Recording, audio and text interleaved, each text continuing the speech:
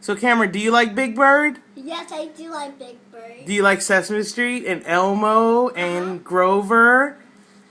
Did you know that they're gonna go away? Yes, they're gonna go away. You want them to go away for good? No, I don't want them to go away.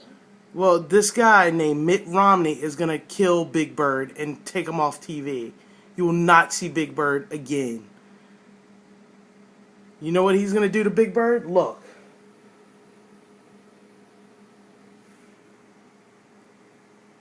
He's gonna kill Big Bird. Well, I don't want him to kill him because he's my best friend. Well, you have to tell Mitt Romney not to kill Big Bird. Okay. So where's he at?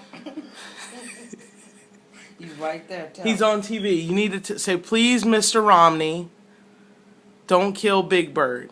Okay, so when you're talking about the TV. Tell Mitt Romney not to kill Big Bird. Okay.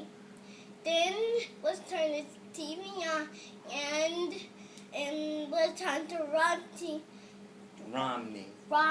Mr. Romney. Mr. Romney to not kill Big Bird. That's right. Say, please don't take him. Please don't take him. See my best friend.